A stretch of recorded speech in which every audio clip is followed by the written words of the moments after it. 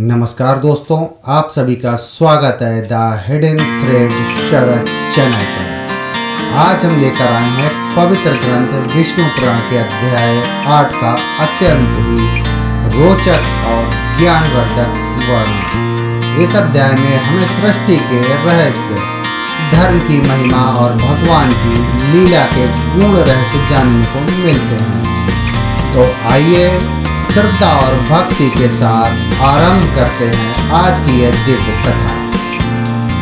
महर्षि पाराशर जी मैत्रेय ऋषि से कहते हैं, हे मैत्रेय, अब मैं तुम्हें भगवान की उस लीला का वर्णन करूंगा जिसे सुनने मात्र से मनुष्य के पाप नष्ट हो जाते हैं और उसके जीवन में धर्म की स्थापना होती है।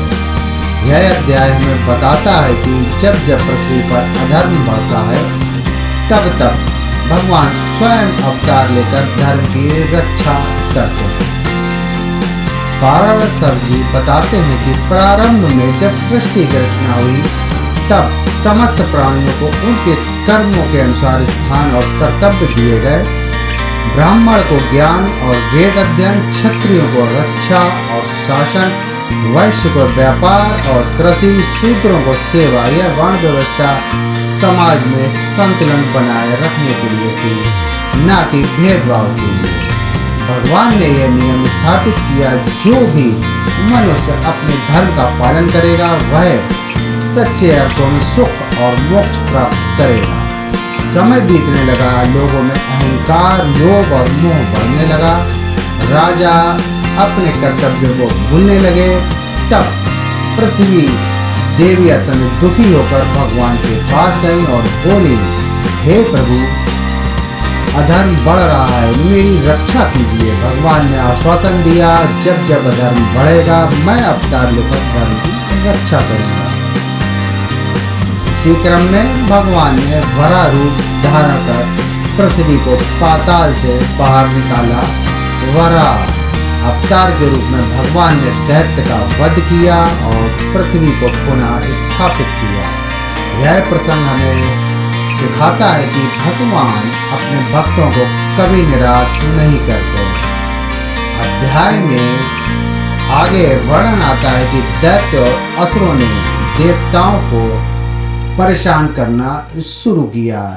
वे यज्ञों में बाधा डालते थे और धर्म के कार्यों को रोकते थे। देवता भयभीत होकर भगवान के शरण में गए। भगवान ने उन्हें धैर्य रखने को कहा और समय आने पर दैत्यों का नाश करने का भी वचन दिया। इस अध्याय का मुख्य संदेश है कि भक्ति सबसे बड़ा साधन है। पाराशर जी कहते हैं, जो मनुष्य भगवान के नाम का स्मरण करता है उसके सभी कष्ट दूर हो जाते हैं। भक्ति से मन शुद्ध होता है, भक्ति से अहंकार समाप्त होता है, भक्ति से मोक्ष प्राप्त होता है। अध्याय 8 में कर्म के सिद्धांत को भी स्पष्ट किया गया है। हर व्यक्ति को अपने कर्मों का फल अवश्य मिलता है, चाहे वह इस जन्म में मिले या अगले जन्म में। भगवान न्याय प्रिय हैं, वे किसी के साथ अन्याय नहीं करते। इस अध्याय से हमें 3 मुख्य शिक्षाएं मिलती हैं कि अपने धर्म का पालन करें, भगवान पर विश्वास रखें, भक्ति और सत्य का मार्ग ना छोड़ें। जो व्यक्ति इन 3 बातों का पालन करता है उसका जीवन सफल हो जाता है।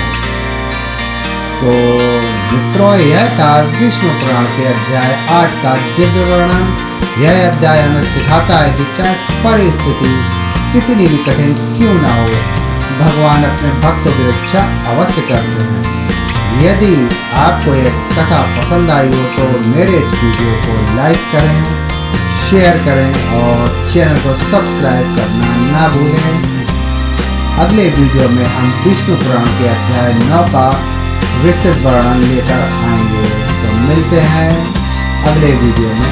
धन्यवाद।